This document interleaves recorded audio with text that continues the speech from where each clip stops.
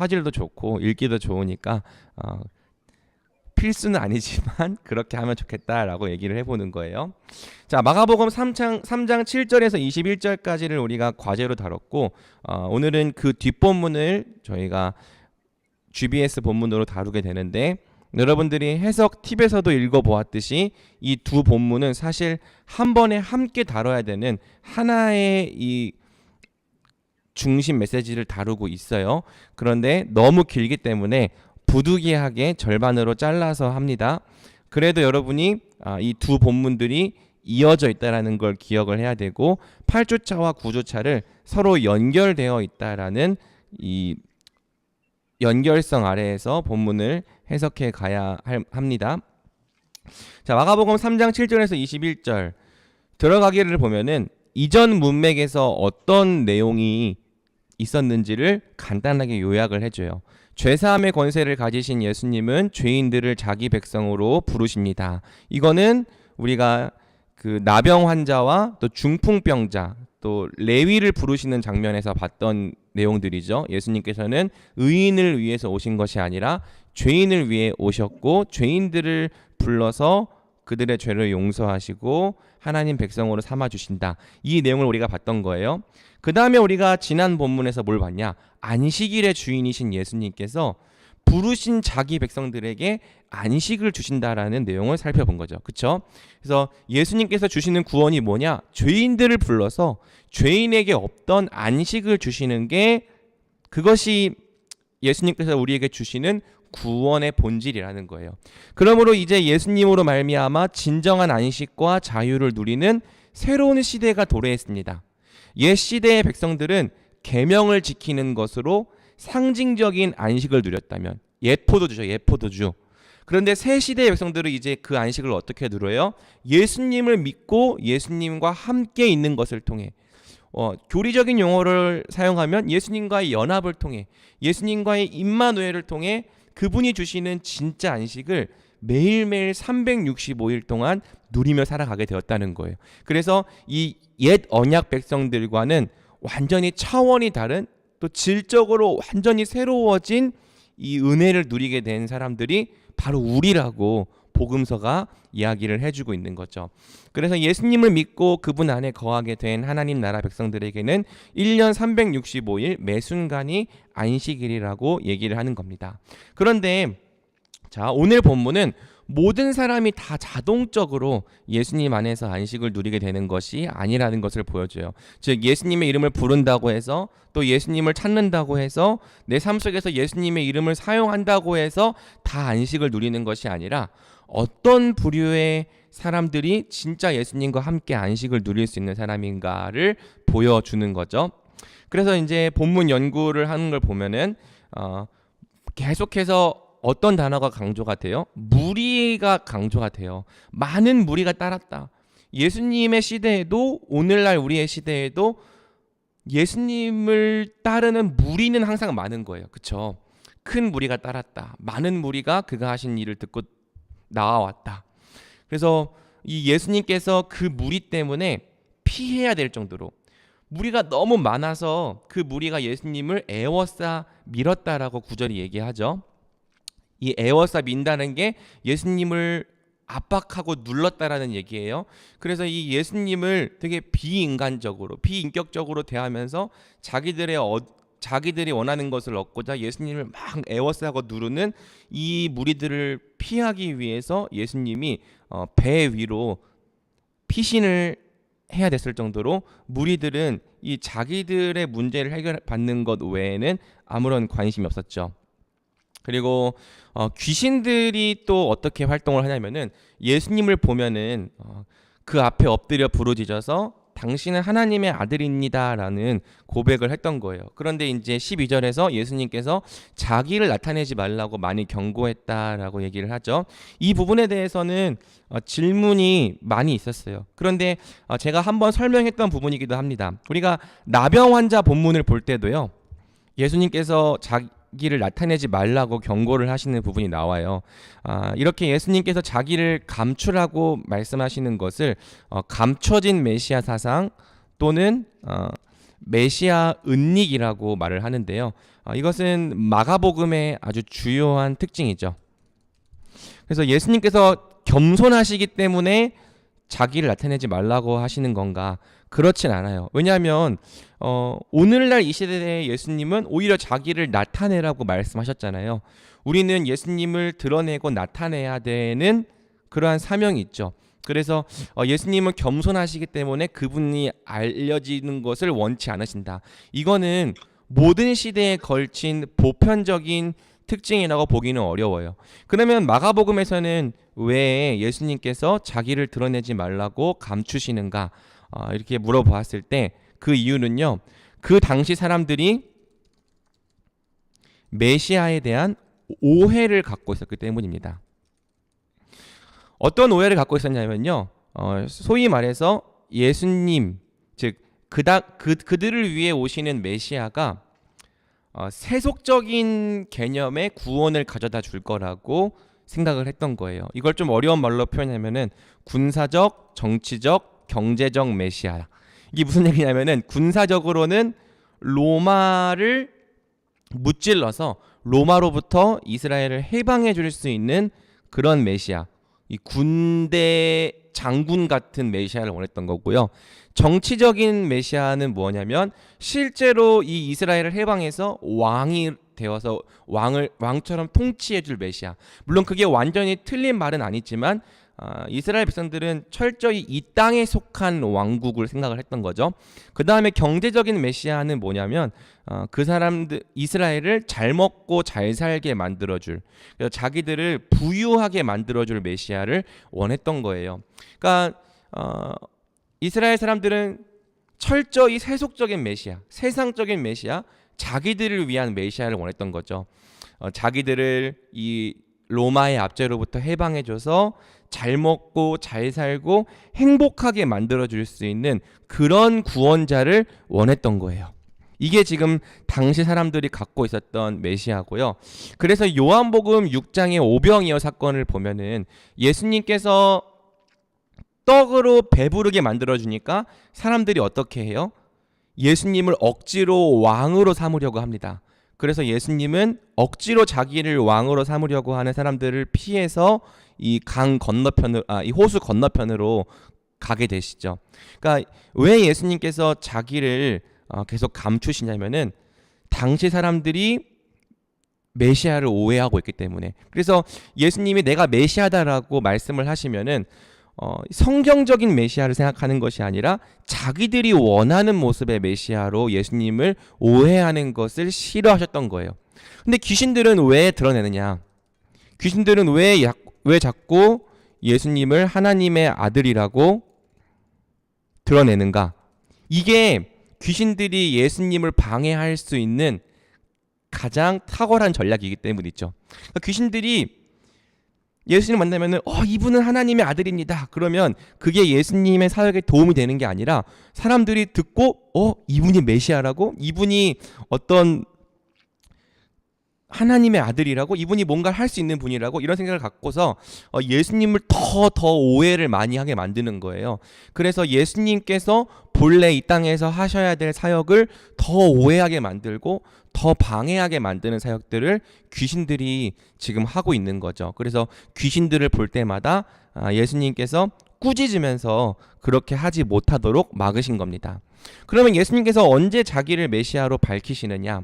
예수님께서는 제자들이 예수님을 그리스도라고 고백할 때, 이게 이제 8장 27절 이하 부분부터 베드로가 주는 그리스도십니다라고 고백할 때부터 예수님이 자기가 그리스도라는 거 알려주기 시작하는 거예요.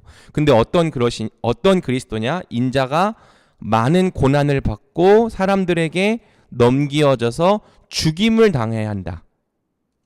그리고 또 부활해야 된다.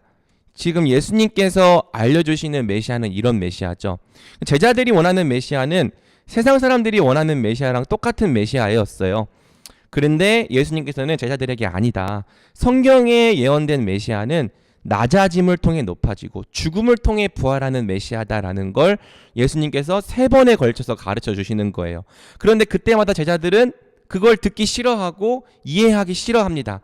그러면서 어떤 걸 하냐면은 누가 크냐, 누가 예수님의 좌우편에 앉을 것이냐, 이런 거를 논쟁하고 있어요. 왜?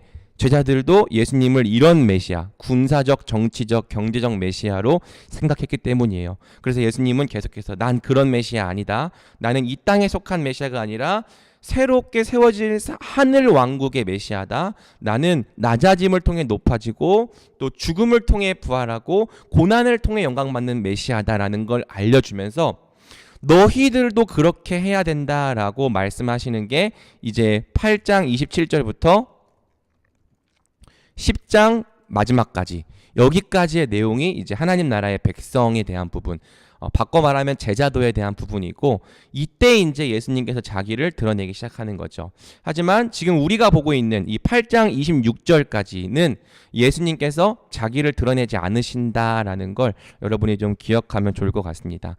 단지 자기를 낮추시기 위해서 그런 게 아니라 지금 당시 사람들이 오해를 갖고 있기 때문에 그렇게 생각하신다라고 생각하면 좋을 것 같고요. 반대로 5장에 보면은 거라사 광인이 나와요. 미친 사람. 근데 이 사람은요, 이방인이었어요. 그럼 이방인의 특징이 뭐냐? 메시아에 대한 오해가 없어요. 그래서 예수님께서 오히려 이 거라사 광인에 대해서는 가서 전하라고 말씀을 하세요. 그러니까 유대인들에게만 지금 감추라고 말씀하시는 거지 모든 사람에게 감추라고 하신 건 아니었다. 그리고 예수님이 십자가에서 죽으시고 부활하신 다음에는 모든 사람에게 다 전하라고 하시죠. 왜냐하면은 이때는 오해할 게 없으니까. 그래서 오늘날 우리도 예수님을 이 고난 없는 예수님, 또 죽음 없는 예수님, 그냥 오직 승리와 영광만 있는 예수님처럼 생각하면 안 되고, 그분이 고난 받으심으로 영광 받으셨다. 그러니 우리도 고난에 동참함으로 그분과 함께 영광 받는다. 이렇게 예수님을 믿기를 원하신다는 것을 우리가 잊어버리면 안 되겠죠. 자, 이 설명이 좀 길었는데 다시 좀 돌아와서 제자들에 대한 이 설명이 나와요. 예수님께서 이 무리들과 귀신들에 대해서는 경계하는 모습이 보이고, 또 예수님의 가족들로 나와서 예수님을 막 붙들어 가려고 하죠. 왜냐하면은 사람들이 그가 미쳤다라고 말하니까 이 예수의 가족들도 그렇게 못하게 하려고 예수님을 붙들어 가려고 하는데, 이 사이에 중간에 샌드위치 속처럼 예수님께서 자기가 원하는 자들을 부르신다는 내용이 들어가 있죠. 그래서 이 자기의 필요를 위해서 예수님을 찾는 사람들과 대조적으로 오히려 예수님께서 그분이 원하셔서 선택해서 부르시는 사람들이 나오죠. 그게 이제 우리가 알고 있는 12 제자들이고요. 그들을 부르신 목적이 무엇이냐? 자기와 함께 있게 하시고, 임마누엘이에요. 예수님과 함께 안식 누리게 하기 위해서, 또 보내사 전도도 하며 권능도 가지게 하려 하심이라. 이제 이건 원래 예수님이 하시는 일인데 이 일을 이제 이 제자들을 통해서 하게 하시려고 이렇게 부르시는 거죠. 또 이 12이라고 하는 숫자도 중요한데, 이 12이라고 하는 숫자가 나중에 사도행전 1장에서도 대단히 중요한 숫자로 강조가 돼요. 왜냐하면 이 12은 옛 언약 시대를 대표하는 12지파가 있었던 것처럼 이 새 언약 시대, 신약 시대에도 이 12사도의 이름 위에 하나님의 교회가 세워지는 거기 때문에 새 언약 백성, 새 이스라엘을 상징하는 숫자가 바로 12인 것입니다. 그래서 이 12사도가 나중에 이 새 언약 백성들의 기초, 또 교회의 기둥이 되는 거죠. 그래서 예수님께서 이 12를 세우신다라고 말하는 것은 단순히 제자를 부르신다라는 개념을 뛰어넘어서 새로운 하나님 나라 백성을 세우셨다. 이렇게 생각하시면 좋을 것 같습니다. 그래서 문단을 나눴는데요. 되게 잘 나눴죠. 예은이가 그런 질문을 했어요. 문단 나눌 때 얼마나 자세하게 해야 되냐. 제가 아주 간결한 게 1이고 아주 자세한 게 5라면 한 3.5 정도로 하라고 했어요. 그러니까 너무 간결하게 예수님이 복음 전했다. 이렇게 쓰면은 내용이 너무 없기 때문에 그러한 제목으로 문맥을 알기가 어려워요. 반대로 너무 자세하게 써도 내용이 너무 많이 들어가 있기 때문에 요약이 안 되고 문맥을 알기가 어려워요. 그래서 3이 중간이라면은 3보다 약간 더 자세하게 쓰는 3.5 정도로 해라 이렇게 피드백을 해줬는데 여러분도 좀 그렇게 하면 좋을 것 같습니다. 병을 고치시는 예수님의 이야기를 듣고 배를 마련하여 피할 만큼의 많은 무리가 예수님께 나아왔다. 하나님의 아들이심을 외치는 귀신들에게 나타나지 말라고 경고하셨다. 이게 지금 무리와 귀신들을 나눠서 문단 나눈 거죠. 예수님은 원하는 자 12를 세우시고 함께 사역하셨다. 또 예수님께서 세우신 12 제자들의 이름이 기록되었다. 사실 13에서 19절은 하나로 묶어도 되는 문단인데 이제 예림이는 나눠 주었어요.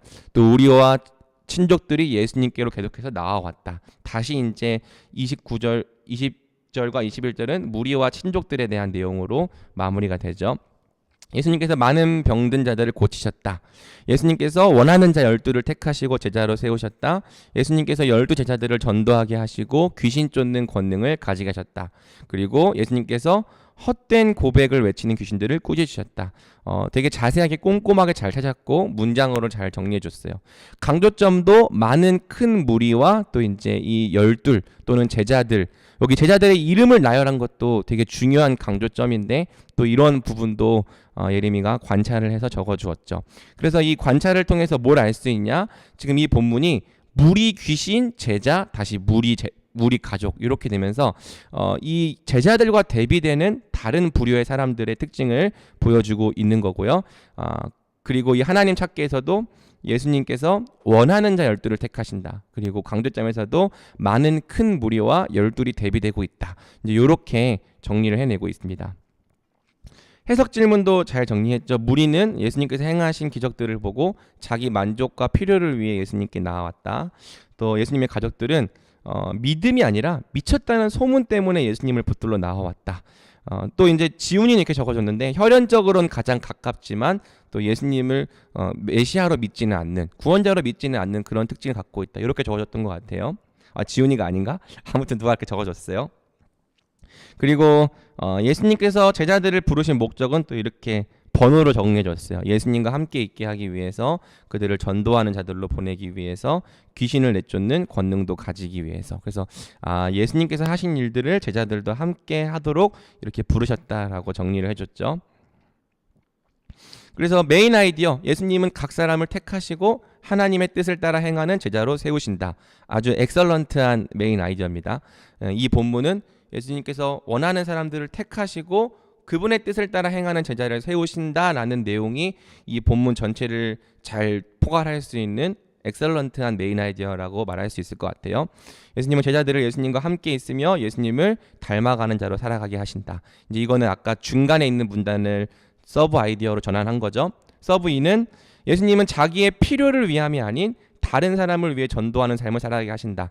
이제 이건 아마 이 앞에 있는 문단과 두 번째 문단을 섞은 것 같아요. 그래서 자기의 필요를 따라 예수님을 찾는 그런 무리가 아니라 그분처럼 전도하는 삶을 살아가게 하신다라고 이렇게 정리를 했는데, 이게 이제 아마 서브 1에도 담겨 있기 때문에 서브 2는 이렇게 정해서 서브 2는 그냥 예수님은 자기의 필요 때문에 그분을 찾는 자들을 원하지 않으신다. 이렇게만 좀 간결하게 정리해도 괜찮죠.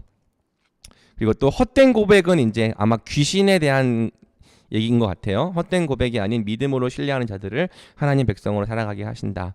그래서 이렇게 서브 아이디어도 너무 포괄적이지 않고 너무 브로드하지 않게 이 본문에 맞게 좀 잘 좁혔어요. 그러면 이제 적용은 어떻게 나아가는가라고 했을 때 나는 이제 이 본문에서 무리에 속해 있는 사람인가 아니면 제자에 속해 있는 사람인가, 요거를 질문하면 되겠죠.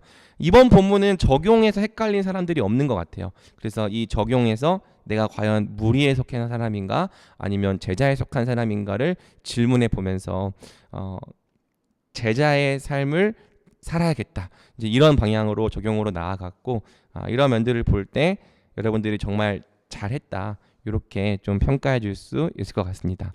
지훈이를 보고 싶었는데 또 시간이 안 돼가지고 다음번에 기회가 되면 보도록 할게요. 자, 그러면 이제 우리가 오늘 본문을 살펴봐야 되는데, 오늘 본문이 지난 본문의 연장선상에서 이어진다라는 걸 여러분들이 기억해 주면 좋겠고, 또 이제 오늘 본문에는 종교 지도자들이 나와요. 그쵸? 그래서 바리새인들과 서기관들이 나와서 예수님께 어떻게 말하는지, 또 예수님께서 누구를 자기 백성으로 삼고 그들을 뭐라고 부르시는지 여러분들이 잘 관찰하고 메시지로 적용해서 여러분들의 삶 가운데